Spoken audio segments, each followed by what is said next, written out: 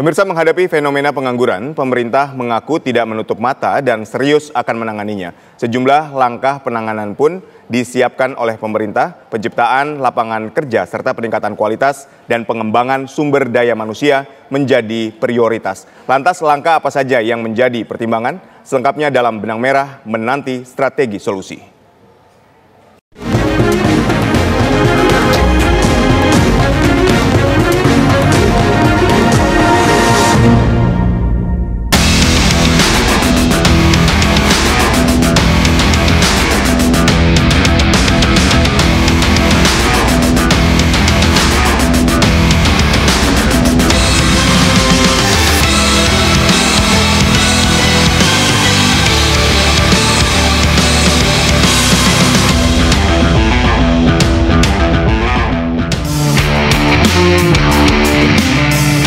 Gelombang pemutusan hubungan kerja atau PHK belum berhenti menerjang Ibu Pertiwi. Kementerian Ketenagakerjaan mencatat dari bulan Januari hingga Juni 2025, sekitar 100.000 pekerja terkena PHK di seluruh Indonesia. Imbasnya, jumlah pengangguran juga ikut naik.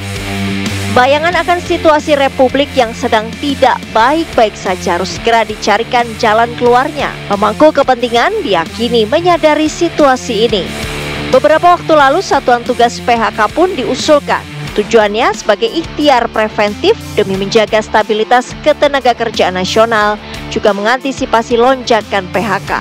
Ada beberapa usulan dan saran melalui forum ini. Satu, segera dibentuk Satgas PHK, Pak. Jadi nggak gerabak gerubuk. Kalaulah terjadi PHK, kita sudah siap. Ada unsur Apindo, Kadin, Serikat Buruh, Kementerian Tenaga Kerja, Menko Perekonomian, dan saya sudah usulkan pada Pak Sufmi Dasko, Wakil Ketua DPR, termasuk DPR.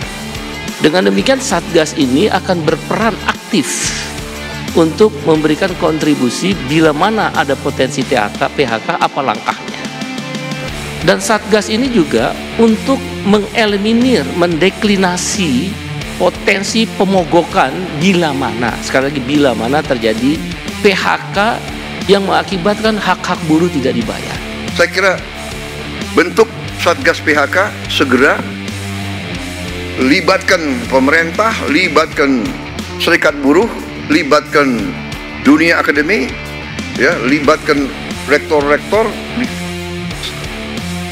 libatkan BPJS dan sebagainya, pada seluruh unsur serikat buruh, saya sangat yakin, saya sangat berkeyakinan, percaya saya dengan Pancasila dan Undang-Undang Dasar 45.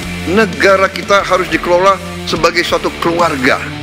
Jadi kalau ada buruh yang terlantar, itu harus kita bela, harus kita urus dengan sebaik-baiknya.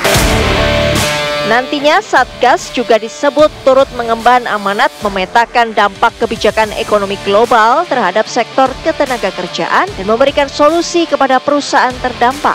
Ini ide bagus ini, kemudian kami follow up.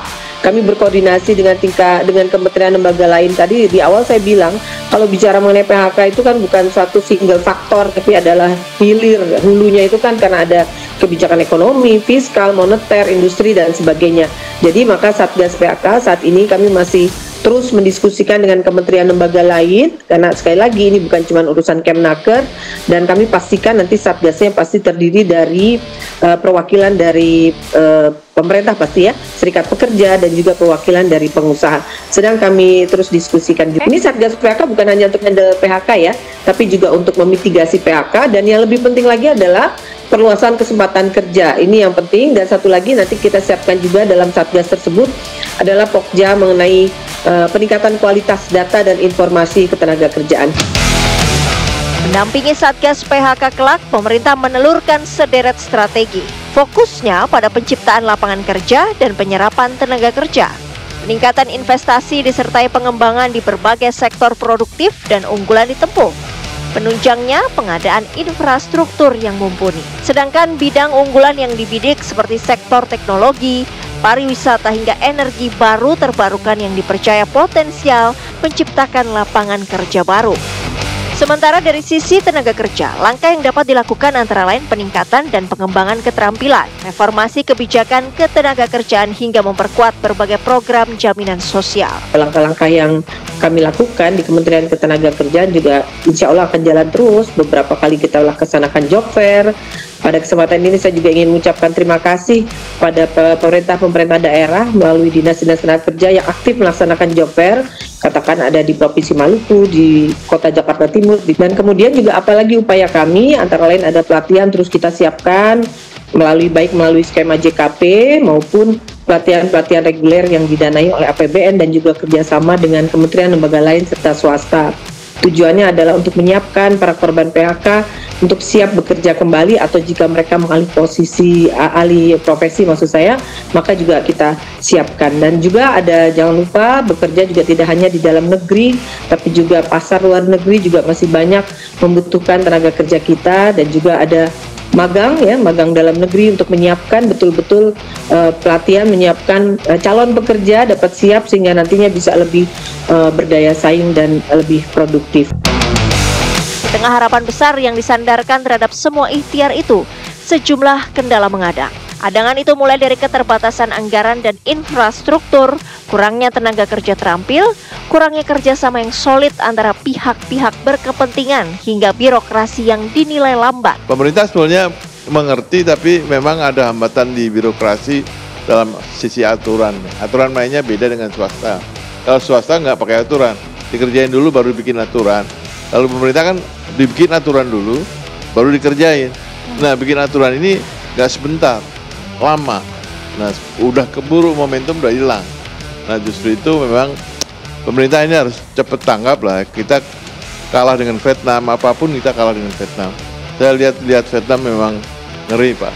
Jadi artinya kalau saya jadi pengusaha, nikmat betul. Saya mau butuh pekerja berapa? Saya butuh 1.000. Udah siap 1.000. Speknya ini. Kita kan enggak. Kita bikin lamaran.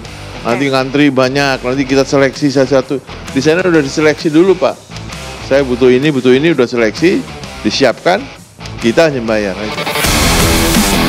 Banyak pihak yang mesti dilibatkan, banyak pula aspek yang harus dipikirkan. Persoalan pemutusan hubungan kerja dan pengangguran butuh penanganan menyeluruh untuk mengurainya. Masyarakat khususnya yang terdampak pun menanti terbitnya titik terang.